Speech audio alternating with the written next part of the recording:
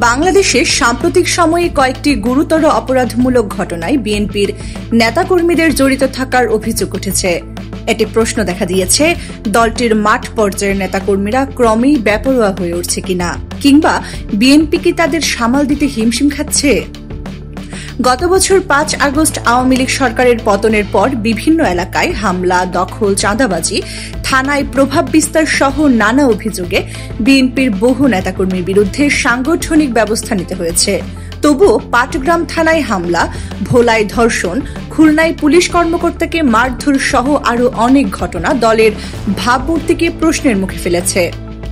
রাজনৈতিক বিশ্লেষকরা বলছেন, দীর্ঘদিন ক্ষমতার বাইরে থাকা, নেতৃত্বের অনুপস্থিতি এবং অনিশ্চিত রাজনৈতিক ভবিষ্যতের সুযোগে মাঠ পর্যায়ের অনেকেই নিজেদের সরকারি দলের মতো ক্ষমতাধর ভাবতে শুরু করেছেন। ফলে কেউ কেউ ব্যক্তি স্বার্থে অপরাধে জড়াচ্ছেন, যেটি দলে শৃঙ্খলার অভাবও প্রকাশ করছে। ঢাকা বিশ্ববিদ্যালয়ের অধ্যাপক মোহাম্মদ মুজিবুর রহমান বলেছেন, দলীয় চেইন অফ কমান্ড কাজ করছে না। আবার অনেকেই ভাবছে নির্বাচন কবে হবে ঠিক নেই, এই সুযোগে যা করার করে নিতে হবে। তবে বিএনপির স্থায়ী কমিটির সদস্য সালাহ উদ্দিন আহমেদ দাবি করেছেন, দলীয় শৃঙ্খলা ভঙ্গের জন্য আমরা অনেকের বিরুদ্ধে ব্যবস্থা নিয়েছি, প্রশাসনকেও বলেছি অপরাধ করলে যেন আইন অনুযায়ী ব্যবস্থা নেয়। দলীয় সূত্র জানাচ্ছে, আগস্ট থেকে এ পর্যন্ত বিএনপি ৪,০০০-এর বেশি নেতাকর্মীর বিরুদ্ধে শাস্তিমূলক ব্যবস্থা নিয়েছে, এমনকি কারো কারো বিরুদ্ধে মামলা করেছে।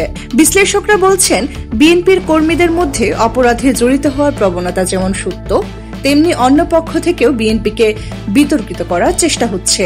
তাহসিনা ইসলাম, সময়চিত্র, ঢাকা।